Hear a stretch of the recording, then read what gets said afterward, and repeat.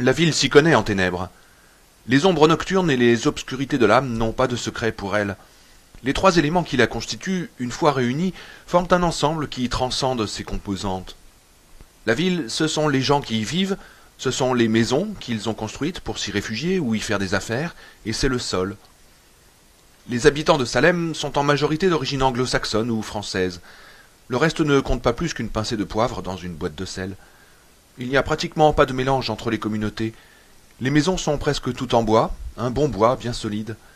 Celles qui ont été construites autrefois sont en général minuscules, et nombreuses sont les façades de magasins derrière lesquelles il n'y a rien, sans que l'on sache pourquoi. Les gens savent que ce sont de fausses façades, exactement comme ils savent que Loretta Starcher se met de faux seins. Le sol est en granit recouvert d'une fine couche de terre meuble. Être fermier ici, c'est s'épuiser au travail pour n'obtenir que des résultats misérables. Les socs se brisent contre le granit. Dès le mois de mai, vous prenez votre camionnette et avec l'aide de votre fils, vous débarrassez le terrain de ses pierres afin de pouvoir y passer la herse. 10 fois vous chargez la camionnette et 10 fois vous la déchargez sur l'énorme tas qui s'est accumulé depuis que vous avez décidé de prendre le taureau par les cornes. Vos ongles sont irrémédiablement encrassés de terre et de vos doigts gourds vous arrimez la herse au tracteur. Vous avez fait 2 allers-retours et vous butez sur une pierre qui vous a échappé lors du nettoyage du sol. Une lame se brise, il faut la changer. Votre fils vous tient la herse, et pendant que vous vous affairez, le premier moustique de la saison s'amène et vous vrille les oreilles de son vrombissement lancinant. Vous vous dites que c'est ce genre de bruit que les dingues doivent entendre quand ils se mettent à tuer leurs gosses, à se jeter contre un mur avec leur voiture ou à tirer à la mitraillette sur les charlatans qui les soignent. Et pour tout arranger, la main en sueur de votre fils lâche prise et vous vous retrouvez avec toute la peau du bras arrachée par une des lames de la herse. C'est le moment où tout craque. Il ne vous reste plus qu'à tout laisser tomber, à vous mettre à boire, et dans ce moment de désespoir où vous maudissez la terre à laquelle vous êtes attaché, vous vous apercevez que cette terre, vous l'adorez, et que vous l'adorez pour tout ce qu'elle connaît et pour tout ce qu'elle a connu de l'obscurité du monde. La terre vous tient, comme vous tiennent le hangar aux machines, la maison et la femme que vous avez commencé à aimer quand vous étiez encore au lycée. C'était encore une petite fille, et vous ne connaissiez rien de filles. Vous saviez seulement que vous en aviez une, et vous vous y accrochiez. Et elle écrivait votre nom sur tous ses cahiers, et vous l'avez embarquée, et puis c'est elle qui vous a embarqué, jusqu'à ce que vous n'ayez plus à vous soucier ni l'un ni l'autre de qui avait embarqué qui. Comme vous tiennent les enfants, ces enfants, 6, 7, 10, que vous avez conçus au plus noir de la nuit, dans le lit à 2 places, au ressort grinçant et au bois couvert d'éraflures. Et comme vous tiennent la banque et tous ceux qui vous ont fait crédit, le marchand de voitures, le marchand de meubles et le marchand de télé. Mais bien plus que tout cela, c'est la ville qui vous tient. Parce que vous la connaissez comme vous connaissez la forme des seins de votre femme. Vous savez qui va traîner toute la journée dans le magasin de Milt Crosson, parce que la boutique de chaussures Knapp lui a donné son congé. Qui va avoir un problème avec sa femme, avant même que ce problème ait éclaté. L'histoire de Reggie Sawyer, par exemple, dont la femme se fait sauter par un type du téléphone. Vous savez où mènent toutes les routes, et vous pouvez aller boire quelques bonnes bouteilles de bière le vendredi soir avec Hank et Nolly. Vous connaissez chaque pouce de terrain, et vous savez comment traverser les marais en avril sans en avoir jusqu'en haut des bottes. Vous connaissez toute la ville, et elle connaît tout de vous. Comment, à la fin de votre journée de travail, vous avez mal entre les jambes à cause de la selle du tracteur. Comment la boule qui vous est venue sur le dos n'était qu'un kyste et pas autre chose, comme le docteur l'avait craint. Comment votre esprit gamberge sur les notes à régler à la fin du mois. Elle lit à travers vos mensonges, même à travers ceux que vous vous faites vous-même. Vous emmenez votre femme et vos gosses à Disneyland l'année prochaine ou l'année d'après. Vous n'aurez aucun mal à régler les traites d'une nouvelle télécouleur en faisant quelques coupes de bois à l'automne. Oui, tout est en passe de bien aller. Vos relations quotidiennes avec la ville sont si charnelles, si prosaïques et si enivrantes à la fois, qu'à côté d'elle, ce que vous faites avec votre femme dans le bon vieux lit qui grince ressemble à une poignée de main. Quand la nuit tombe, la ville vous appartient et vous appartenez à la ville. Et vous dormez ensemble, comme dorment les défunts dans leur tombe ou les pierres dans votre champ. Il n'y a pas d'autre vie ici que la mort lente des jours, si bien que lorsque le mal descend sur la ville, c'est un peu comme un sommeil doux et délicieux. La ville l'attend, elle sait qu'il va venir et elle sait même la forme que ce sommeil va prendre. La ville a ses secrets et elle les garde bien. Ses habitants ne les connaissent pas tous. Ils savent que la femme du vieil Albie Crane est partie il y a des années avec un voyageur de commerce qui venait de New York.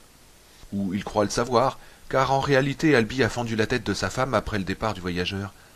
Il lui a attaché une pierre au pied et il l'a balancée au fond du puits désaffecté. 20 ans plus tard, il est mort tranquillement dans son lit d'une crise cardiaque, exactement comme son fils Joe mourra plus tard dans ce récit. Et peut-être qu'un jour, un gosse s'égarera du côté du vieux puits couvert de ronces, peut-être retirera-t-il les planches blanchies par les intempéries qui le recouvrent, et apercevra-t-il dans les profondeurs le squelette de Mrs. Crane. Elle le regardera de ses orbites vides, et il verra sur sa cage thoracique le collier couvert de mousse offert par le trop charmant voyageur. Les habitants de Salem savent qu'Ubi Martsen a tué sa femme, mais ils ne savent pas ce qu'il lui a fait faire avant. Ils n'ont pas senti le parfum du chèvrefeuille, ce parfum lourd qui, dans la chaleur moite de cet été-là, s'apparentait étrangement à l'odeur que peut répandre un charnier en plein vent. Ils n'ont pas vu la cuisine toute poisseuse de soleil. Ils ne savent pas ce qu'il y a entre le mari et la femme au moment où il lui a fait sauter la cervelle. Ils ignorent qu'elle l'a supplié de le faire. Quelques dames qui comptent parmi les doyennes de la ville, Mabel Wertz, Gilnis Mayberry, Audrey Hersey, se souviennent que Larry MacLeod a trouvé dans la cheminée du premier étage des papiers calcinés. Mais elles ne savent pas que ces papiers, c'était la correspondance qu'avait entretenue pendant 12 ans Hubert Martsen avec un noble Autrichien à l'allure étrangement désuète du nom de Breitschen. Que cet étrange épistolaire a débuté grâce aux bons offices d'un mystérieux libraire de Boston, mort dans des circonstances sinistres en 1933, et que Bee, avant de se pendre, a brûlé toutes les lettres une par une, en prenant plaisir à regarder se consumer lentement l'épais papier de couleur crème, couvert de l'écriture élégante et régulière de Breitschen. Tout comme Larry Crockett prend plaisir à songer au fabuleux titre de propriété qui repose maintenant dans le coffre-fort de sa banque de Portland. Elles ne savent pas que Floyd Tibbets, la peau brûlée par la lumière du jour, a erré pendant toute la journée du vendredi dans une sorte de cauchemar éveillé, que sa visite à Anne Morton ne lui a laissé qu'un souvenir vague, et qu'il ne s'est plus souvenu non plus d'avoir attaqué Ben Mears, mais que, dès le coucher du soleil, il a eu la certitude enivrante que quelque chose de grand et de bon allait lui arriver. Elles ne savent pas que Carl Foreman a voulu crier, mais que son cri lui est resté dans la gorge quand il a vu, sur la table de préparation de la maison funéraire, Mike Ryerson trembler de tous ses membres, puis ouvrir les yeux et s'asseoir.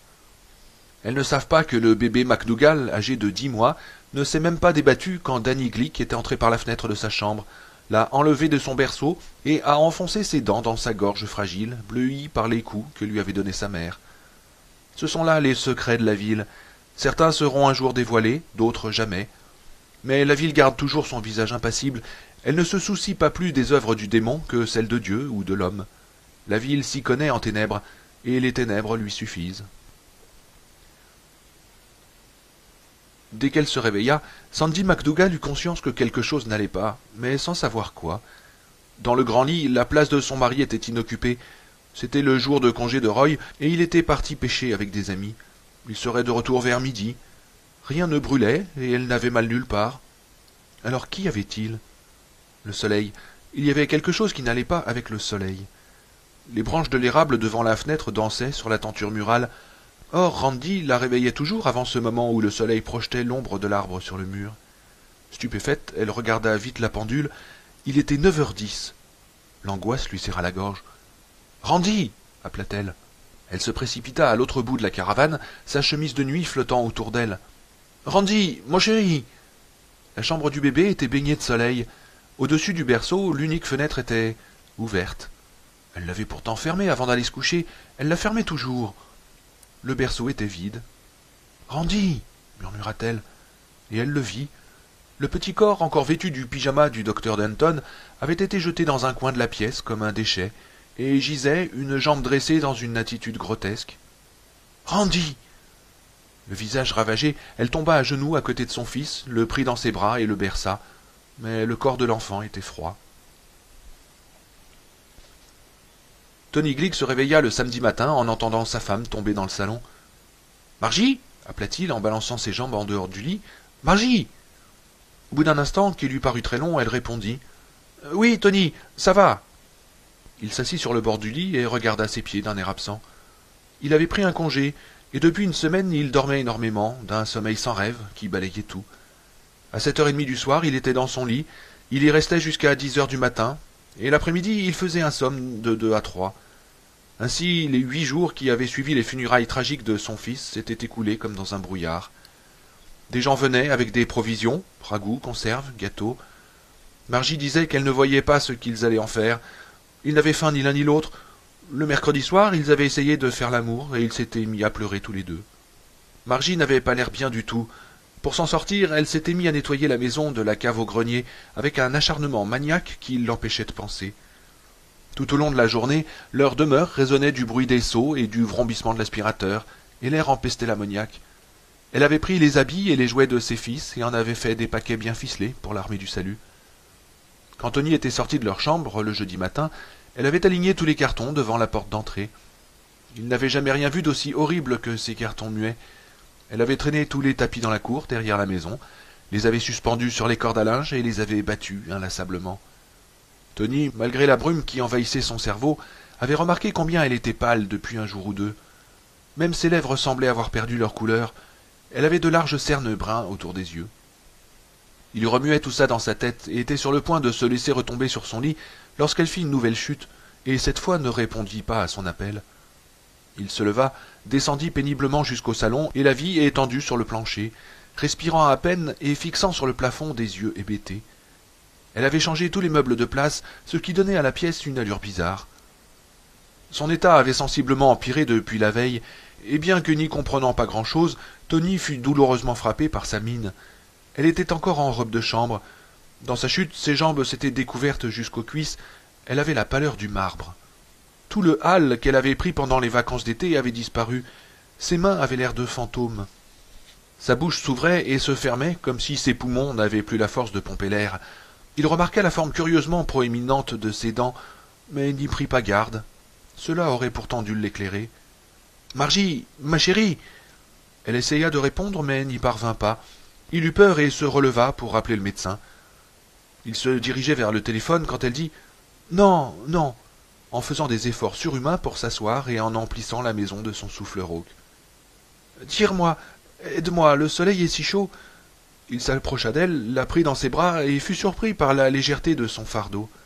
Elle ne pesait pas plus qu'une brassée de petits bois. « Le divan !» Il la coucha sur le divan, la nuque contre l'accoudoir. Elle était ainsi en dehors du carré de lumière que découpaient les rayons du soleil sur le tapis, et sa respiration devint plus facile. Elle ferma les yeux un instant, et il remarqua de nouveau ses dents blanches se détachant sur ses lèvres exsangues. Il eut soudain envie de l'embrasser. « Laisse-moi appeler le docteur, dit-il. « Non, je vais mieux. C'est le soleil qui me brûlait. Je me sentais toute faible. Maintenant, ça va. » Un peu de couleur était revenue sur ses joues. « Tu es sûre ? Oui, oui, oui, ça va. »« Tu t'es donné trop de mal, ma chérie. »« Oui, dit-elle d'une voix morne. » Ses yeux étaient sans expression. Il se passa la main dans les cheveux et dit avec effort « Il faut qu'on se sorte de là, Margie. Il le faut. Tu as une mine. » Il s'arrêta pour ne pas lui faire de peine. « J'ai une mine épouvantable, dit-elle, je sais. Je me suis regardée dans la glace de la salle de bain avant de me coucher hier soir, et c'était presque comme si je n'étais pas là. Pendant une minute, j'ai... » Un sourire effleura ses lèvres. « J'ai pensé que je voyais la douche derrière moi, comme s'il ne restait qu'un tout petit peu de moi, et si pâle, si pâle. Je veux que le docteur Reardon t'examine. » Elle semblait ne pas entendre.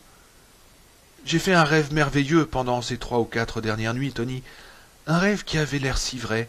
Danny était là, et il me disait « Maman, maman, je suis si content d'être à la maison. » Et puis il disait... « Mais qu'est-ce qu'il disait ?» lui demanda-t-il avec douceur.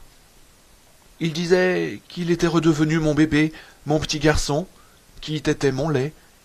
Je lui donnais mon sein, et c'était si doux, et ça faisait si mal en même temps, exactement comme avant que je le sèvre, quand il commençait à avoir ses dents. Oh, qu'est-ce que je raconte? C'est atroce, on dirait une histoire de psychiatre. »« Mais non, dit-il, mais non. » Il s'agenouilla auprès d'elle, elle passa ses bras autour de son cou et se mit à pleurer doucement. Ses bras étaient froids. « Non, pas le docteur, Tony, s'il te plaît. Je vais me reposer toute la journée aujourd'hui. »« Comme tu voudras, dit-il, tout en se sentant coupable d'avoir cédé. »« C'était tellement merveilleux ce rêve, Tony, dit-elle, tout contre la gorge de son mari. Le mouvement de sa bouche et le renflement des dents au-dessous des lèvres lui donnaient un air étonnamment sensuel. Il sentit lui venir une érection. « Oh, Tony, comme je voudrais que ce rêve revienne ce soir. »« Il reviendra peut-être, dit-il en lui caressant les cheveux. Oui, peut-être. »« Dieu que tu es jolie, dit Ben. Et c'était vrai. Dans la chambre d'hôpital pâle et blanc, Suzanne resplendissait. Elle portait un chemisier rayé jaune et noir et une petite jupe courte en jean. « Tu as l'air très en forme, toi aussi, dit-elle en s'approchant du lit. Il lui donna un long baiser tout en lui caressant doucement la hanche. « Eh, dit-elle en se reculant, ils vous mettent dehors pour moins que ça. Oh, pas moi. Non, moi. Ils échangèrent un regard. Je t'aime, Ben. Je t'aime, Suzanne. Si je pouvais sauter dans ton lit maintenant. Une seconde, je tire le drap. Et qu'est-ce que je dirais aux petites dames qui entreront?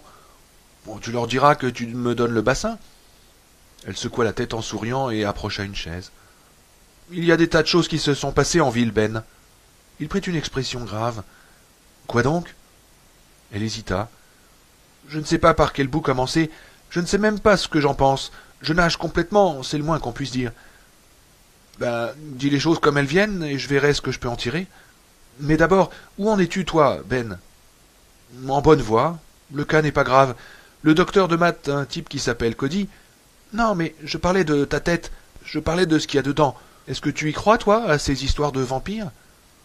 Ah, c'est de ça que tu voulais parler. Matt t'a tout raconté.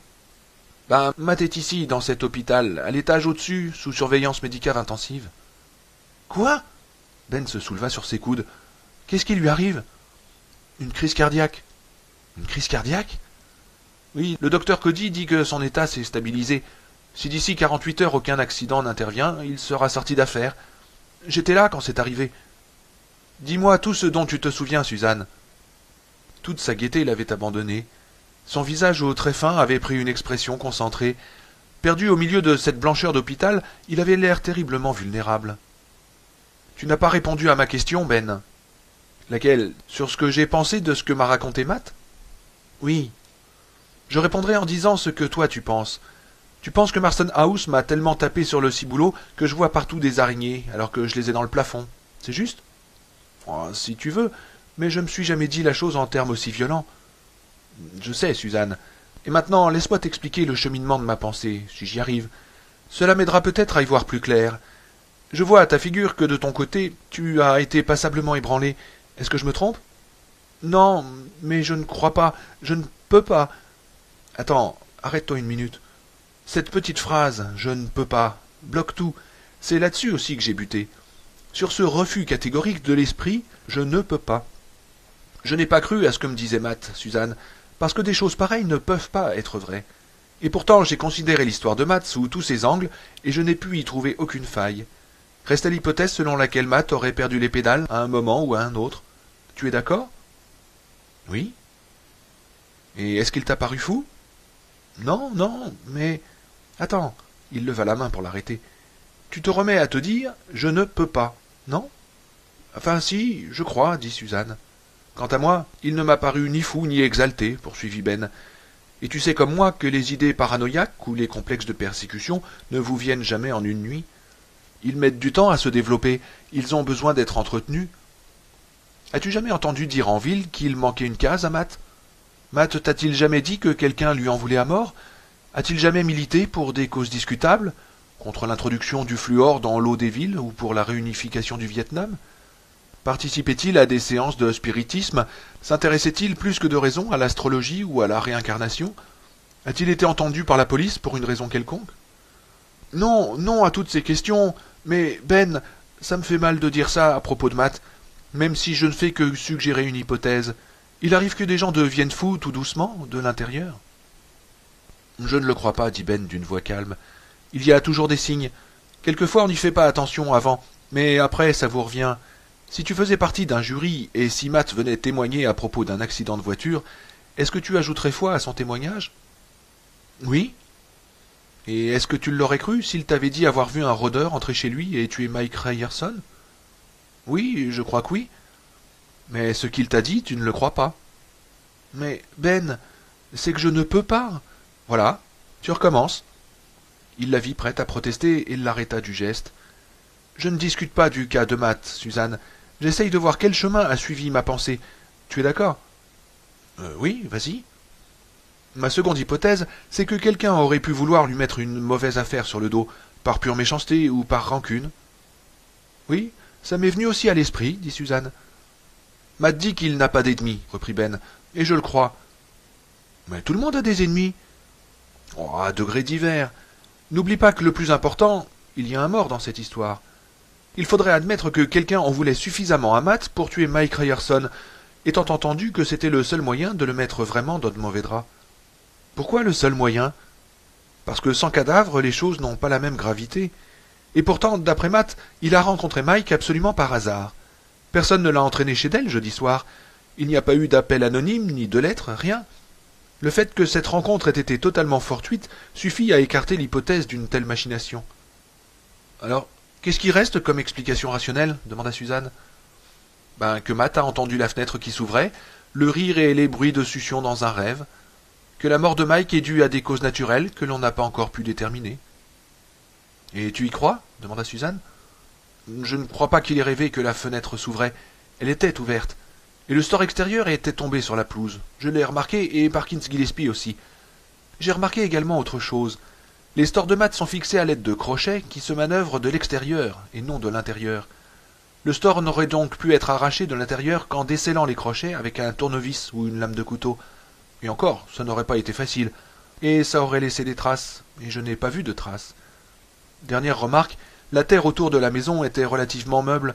Pour enlever le store de l'extérieur, il aurait fallu prendre une échelle qui aurait également laissé des traces. Il n'y en avait aucune. C'est ce qui me tracasse le plus. Ils échangèrent un regard sombre. Ben acheva. J'ai remué ça dans ma tête toute la matinée. Plus j'y pensais, plus l'histoire de Matt me paraissait plausible. Alors je me suis risqué à laisser de côté le « je ne peux pas » pour un temps. Et maintenant, dis-moi ce qui est arrivé chez Matt hier soir. Si ça ne coïncide pas, personne n'en sera plus heureux que moi. Ça coïncide, dit Suzanne d'une voix triste. Et même ça aggrave. Il venait de me raconter ce qui s'était passé avec Mike Ryerson, et tout d'un coup il a dit qu'il entendait quelqu'un en haut. Il avait peur, mais il est monté. Elle croisait ses mains sur ses genoux et les tenait serrées, comme si elle risquait de s'envoler. Rien d'autre ne s'est passé pendant un petit moment, et puis Matt a crié quelque chose du genre « Je révoque mon invitation ». Et puis, bon, je ne sais pas comment. Continue, ne te torture pas, dis les choses comme elles viennent. Je crois que quelqu'un d'autre, a émis une sorte de sifflement. Il y a eu un bruit sourd, comme si quelque chose était tombé. Le regard de Suzanne s'assombrit. Et puis j'ai entendu une voix qui disait « Je te verrai bientôt dormir comme dorment les morts, ô mon maître ». Mot pour mot, c'était ça. Et quand je suis entré dans la chambre, pour prendre une couverture pour Matt, voilà ce que j'ai trouvé. Elle prit la bague dans la poche de son chemisier et la lui mit dans la main. Ben regarda attentivement la bague, puis l'inclina en direction de la fenêtre pour mieux voir les initiales gravées à l'intérieur de l'anneau. « M.C.R. Mike Ryerson ?»« Oui, Mike Corey Ryerson. Je l'avais laissé retomber par terre, et puis je l'ai ramassé de nouveau en me disant que toi ou Matt, vous voudriez la voir. Garde-la, moi je ne tiens pas à la voir. » « C'était désagréable ?»« Oh oui, très désagréable. » Elle releva la tête et dit d'un ton de défi. « Ma raison se rebelle contre tout ça, Ben. Je croirais plus volontiers que Matt a tué Mike Ryerson d'une façon ou d'une autre et a inventé cette histoire de vampire pour arranger ses affaires. Qu'il s'est débrouillé pour faire tomber le store, qu'il a fait un petit numéro de ventriloque dans la chambre d'amis pendant que j'étais en bas, qu'il a déposé près de la fenêtre la bague de Mike, et qu'il s'est envoyé une bonne crise cardiaque pour donner plus de vraisemblance à l'ensemble, coupa Ben. Je n'ai pas renoncé à découvrir une explication rationnelle à tout ça, Suzanne. J'espère qu'il y en a une. Je prie presque pour qu'il y en ait une. C'est amusant de voir des monstres au cinéma, mais l'idée qu'ils existent effectivement et qu'ils rôdent autour de nous, ça n'est pas drôle du tout. Je t'accorde que le store a pu être trafiqué grâce à une corde attachée au toit, par exemple. Allons même plus loin. Matt a une vaste culture. Les symptômes présentés par Mike pourraient correspondre à un empoisonnement par des substances impossibles à détecter. Mais l'hypothèse du poison est difficile à soutenir puisque Mike n'avalait plus aucune nourriture. Ça, c'est Matt qui l'a dit Suzanne. Oui, mais il n'aurait pas menti, sachant que l'analyse du contenu stomacal est toujours pratiquée dans les autopsies, et que son mensonge aurait tout de suite été détecté. Mais admettons tout de même que Matt ait empoisonné Mike. Admettons aussi que, grâce à l'ingestion d'une autre substance, il ait pu se donner tous les signes d'une attaque cardiaque. Mais quel aurait pu être son mobile? Elle secoua la tête avec découragement. Même s'il avait un mobile que nous ne soupçonnons pas, pourquoi aurait-il cherché une explication aussi abracadabrante?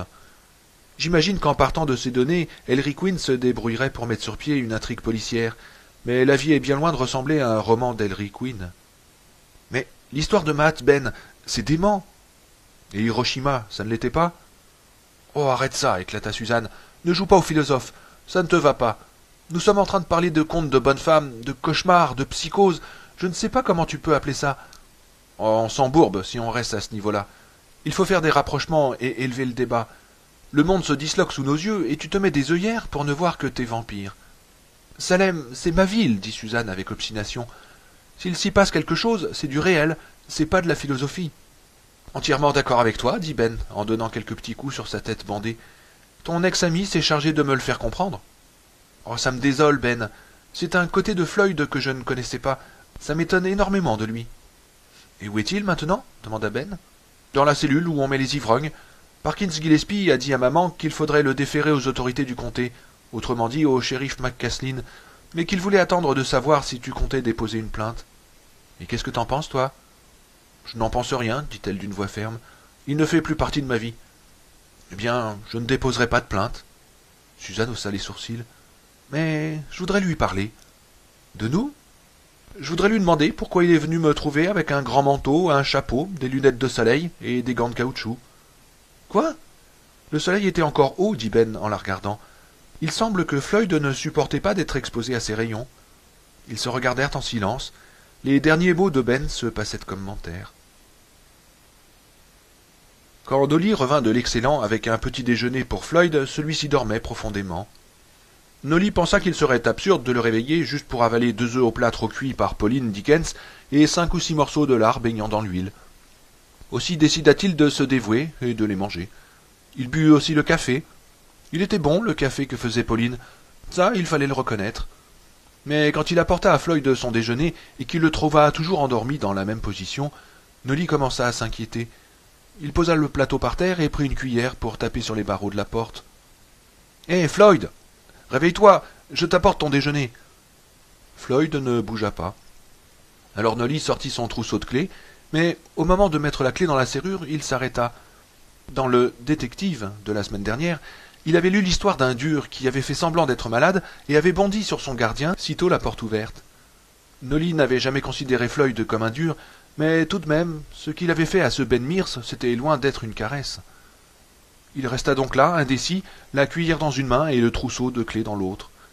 C'était un gros homme dont les chemises largement déboutonnées étaient toujours tachées de sueur aux aisselles. Un champion de bowling, un pilier de bistrot qui avait la liste des bars et des motels de Portland dans son portefeuille, à côté du calendrier de la paroisse. Brave type, au demeurant, lent à se mettre en colère, lent à se mettre en train. Son esprit fonctionnait toujours au ralenti, et dans ce cas précis, il se demandait vraiment ce qu'il fallait faire. Il recommença à taper sur les barreaux en appelant Floyd, avec l'espoir qu'il allait enfin bouger, ronfler ou faire quelque chose. Il était sur le point d'aller téléphoner à Parkins pour prendre ses instructions, quand celui-ci lui cria du seuil de son bureau. « Qu'est-ce qui te prend, Nolly? Tu appelles tes cochons pour leur donner à manger ?»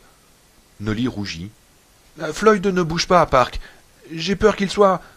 qu'il soit malade. »« Et tu penses que taper avec une cuillère sur les barreaux lui fera du bien ?» Parkins s'approcha et tourna la clé dans la serrure. « Floyd !» Il secoua Floyd par l'épaule. « Tu vas bien... » Mais Floyd tomba de la paillasse. « Mon Dieu !» dit Nolly. « Mais c'est qu'il est mort, hein ?» Mais Parkins n'avait pas l'air de l'entendre. Ses yeux fixaient le visage étrangement paisible de Floyd. Nolly mit un certain temps à se rendre compte qu'une peur intense se lisait dans le regard de son chef. « Qu'est-ce qu'il a, Park ?»« Rien, » dit Parkins. « Simplement... Sortons d'ici. » Et il ajouta à voix très basse. « Mon Dieu, si seulement je ne l'avais pas touché !» Nolly regardait le corps de Floyd. Une angoisse trouble commençait à l'envahir. « Secoue-toi, » dit Parkins. « Il faut qu'on fasse venir le docteur. » L'après-midi tirait déjà à sa fin quand Franklin Bodin et Virgil Rathbun se présentèrent devant la grande porte en latte de bois qui fermait la décharge à l'extrémité de Burns Road, 3 kilomètres après le cimetière d'Harmony Hill. Ils étaient venus dans la camionnette Chevrolet de Franklin, modèle 1957, un véhicule qui était blanc ivoire pendant la première année du second mandat présidentiel d'Ike, mais qui avait ensuite perdu sa couleur initiale pour laisser place au vermillon de l'enduit anti-rouille et à un brun caca provenant de ses pérégrinations tout-terrain. L'arrière de la camionnette était plein de ce que Franklin appelait des merdouilles. Virgile et lui les apportaient environ 1 fois par mois à la décharge. C'étaient surtout des bouteilles ou des boîtes de bière, des tonnelets d'eau-de-vie, des bouteilles de vin, de vodka ou d'alcool d'hiver, vides naturellement. « Fermé » dit Franklin Bodin en louchant sur la pancarte clouée à la porte. On n'a plus qu'à crever, enterré sous la merde. Il prit la bouteille de Dawson qu'il avait calée entre ses jambes et en avala une grande glampée. Puis il s'essuya la bouche avec sa manche. On est samedi, hein? Ouais, bien sûr, dit Virgile. En réalité, il ignorait totalement si on était samedi ou mardi. Il était tellement saoul qu'il savait tout juste quel mois on était. La décharge n'est pas fermée le samedi, n'est-ce pas? Demanda Franklin. Il n'y avait qu'une pancarte, mais il en voyait 3. Il leur lança un regard bigle. Elles disaient toutes les 3 « fermées ». L'inscription avait été faite avec une peinture rouge vif qui ne pouvait venir que du pot que Dud Rogers gardait dans un coin de sa cahute. « Elle n'a jamais été fermée le samedi, » dit Virgile. Il balança sa bouteille de bière en direction de sa bouche, la manqua et s'envoya un jet de bière sur l'épaule gauche. « Touché !» gloussa-t-il. « Fermé !» dit Franklin avec une irritation grandissante. « Ce fils de pute, il doit encore être sur un coup. Je vais lui faire voir. » Il passa brutalement en première et appuya à fond sur l'accélérateur. La bière jaillit de la bouteille calée entre ses jambes et dégoulina sur son pantalon. « Mets-la-lui dans le cul, Franklin !» cria Virgile. Et il lança un rot tonitruant, tandis que la camionnette enfonçait la porte et la catapultait sur les boîtes de conserve entassées au bord du chemin. Franklin passa en seconde et partit à fond de train sur le sol raviné.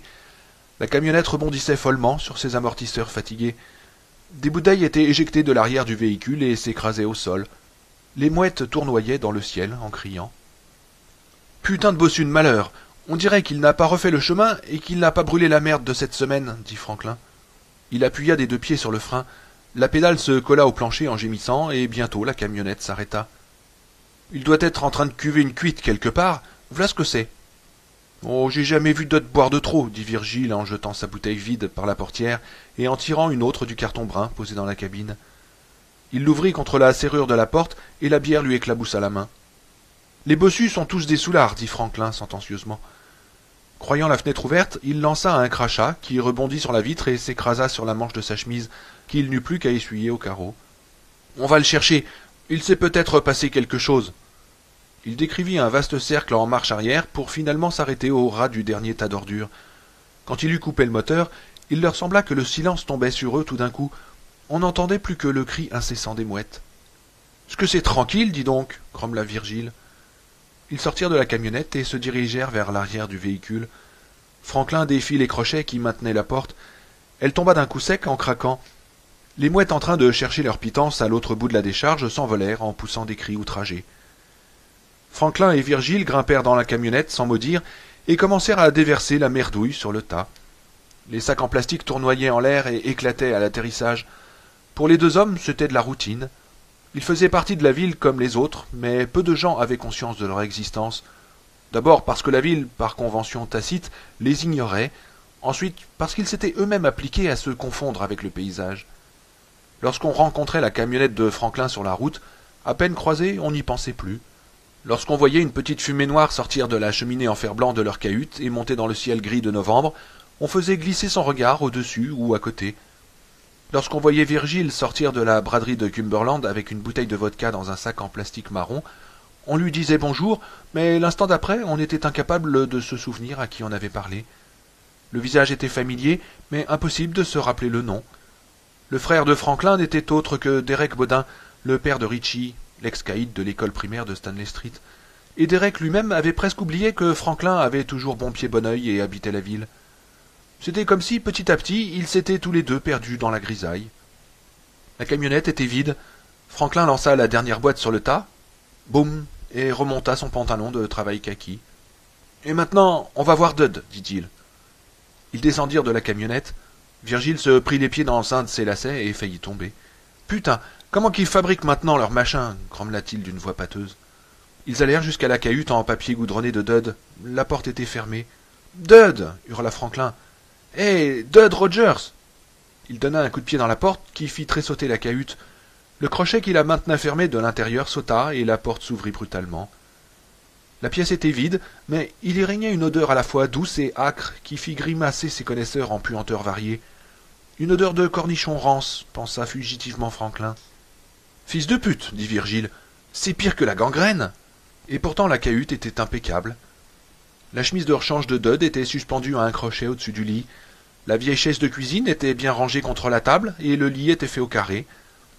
Le pot de peinture, dont les parois s'ornaient de fraîches coulées rouges, était derrière la porte, posé sur plusieurs épaisseurs de papier journal. « Si on s'en va pas d'ici, je vais dégueuler, dit Virgile. Son visage était devenu livide. Franklin, qui ne se sentait pas mieux, sortit de la cahute à reculons et referma la porte. Ils jetèrent un regard circulaire sur la décharge, aussi déserte et stérile qu'un relief lunaire. « Il n'est pas là, dit Franklin. Il doit être couché dans un coin du bois, avec une cuite ou quelque chose. »« Franck !»« Quoi ?» aboya Franklin, exaspéré. La porte était fermée par un crochet de l'intérieur. Comment est-ce qu'il a pu sortir? Perplexe, Franklin se retourna et regarda la cahute. Il faillit répondre par la fenêtre, mais ne le fit pas. La fenêtre n'était qu'une ouverture découpée dans le papier goudronné et bouchée par un morceau de plastique transparent. Jamais Dud n'aurait pu se glisser par là, surtout avec sa bosse. « Tant pis, dit Franklin d'une voix bourrue. S'il veut pas partager, qu'il aille se faire foutre. Nous, on se tire. » Ils retournèrent vers la camionnette, et Franklin, à travers le brouillard protecteur de son ivresse, fut pris d'un sentiment insidieux dont il ne se souviendrait pas plus tard, ou dont il ne voudrait pas se souvenir. Le sentiment qu'il y avait dans cet endroit quelque chose qui n'allait pas, mais pas du tout. C'était comme si la décharge s'était mise à vivre d'une vie sourde, mystérieuse, terriblement angoissante. Il n'eut plus qu'une envie, fuir le plus vite possible. « Je vois pas de rats, dit tout à coup Virgile. Et effectivement, il n'y en avait aucun. Seulement des mouettes. Franklin essaya de se rappeler s'il lui était déjà arrivé de ne pas voir de rats dans la décharge. Non, jamais. Et ça non plus, il n'aimait pas du tout. Il a dû leur foutre du poison, hein, Franck? Bon, allez, viens, et qu'il aille se faire foutre avec ses rats. Ben eut la permission, après dîner, de monter voir Matt Burke. Ce fut une courte visite, Matt dormait, mais on lui avait retiré la tente à oxygène, et l'infirmière en chef dit à Ben qu'il serait sûrement réveillé et en état de recevoir des visites dans le courant de la matinée du lendemain. Ben fut frappé par le changement de Matt. Il prit pour la première fois conscience que Matt était un vieil homme. Il s'approcha du lit, prit sa tête entre ses mains et la tourna doucement. Aucune marque sur le cou, la peau était parfaitement blanche et lisse. Ben hésita un instant, puis se dirigea vers le placard et l'ouvrit.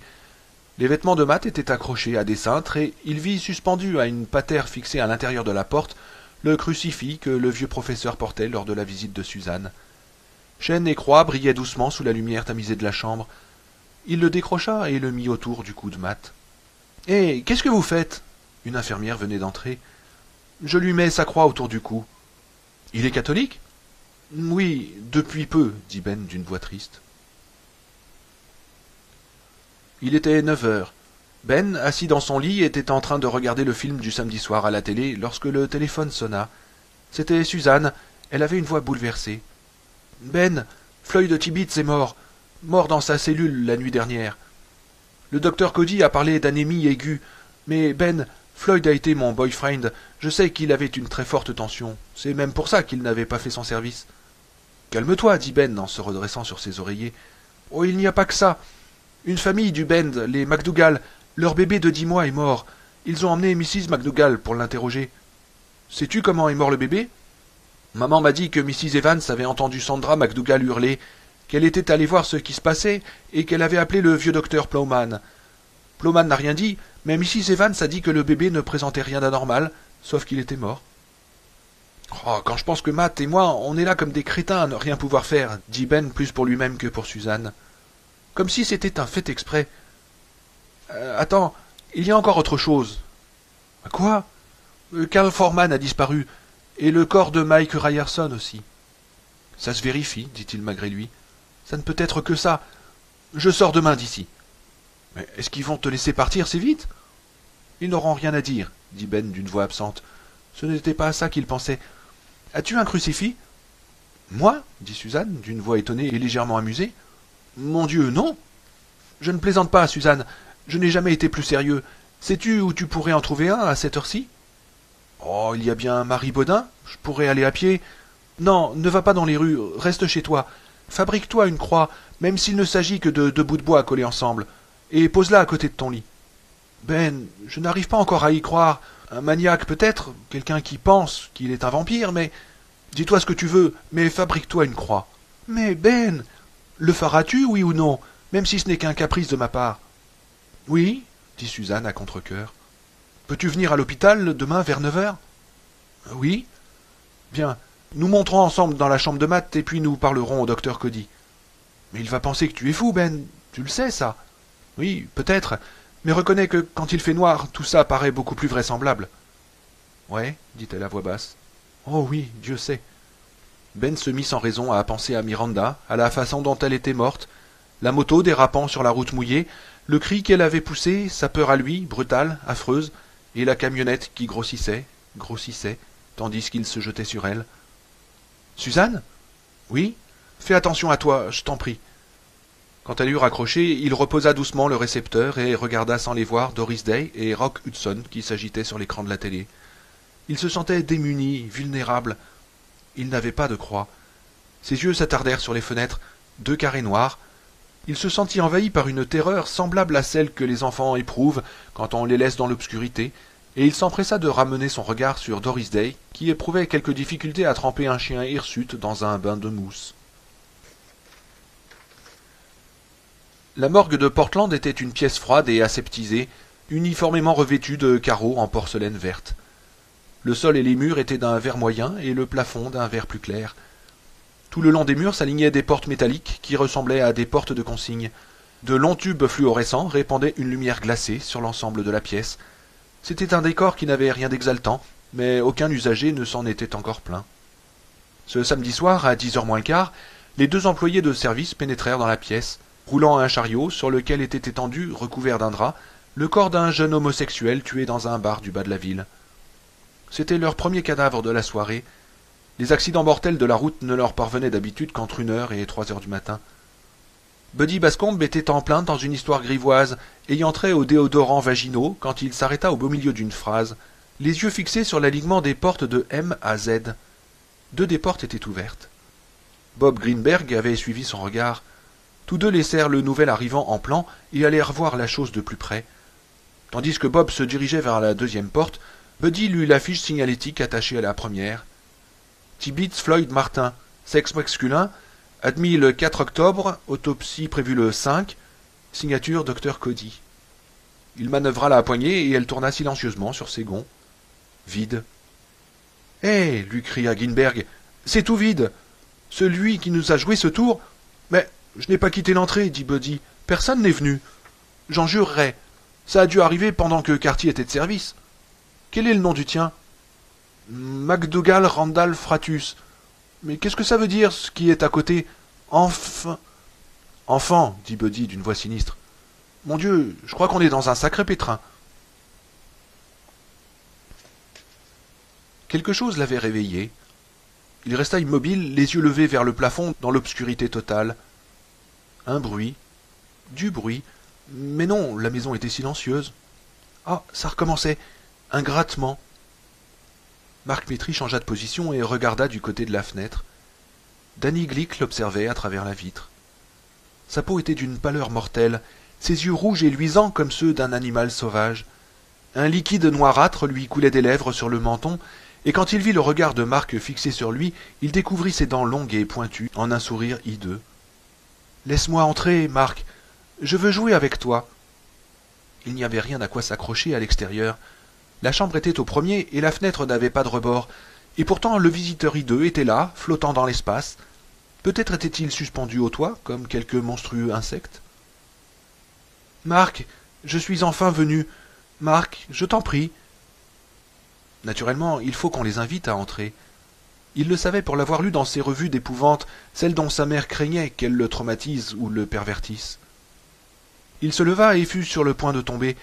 C'est à ce moment-là seulement qu'il se rendit compte que le mot « peur » était un mot beaucoup trop faible pour ce qu'il éprouvait. Même le mot « terreur » n'approchait pas de ce qu'il ressentait. Dehors, la figure pâle essayait de sourire, mais elle était restée trop longtemps dans les ténèbres pour bien se souvenir de ce qu'était un sourire. Mark ne vit qu'une grimace affreuse, un masque de tragédie. Et pourtant, si on regardait les yeux, ce n'était plus pareil. Si on regardait les yeux, on cessait d'avoir peur et on voyait clairement que tout ce qu'on avait à faire, c'était d'ouvrir la fenêtre et de dire « Entre, Danny ». Après quoi, on n'aurait plus jamais peur, puisqu'on ne ferait plus qu'un avec Danny, avec tous les autres, et surtout avec lui. On serait...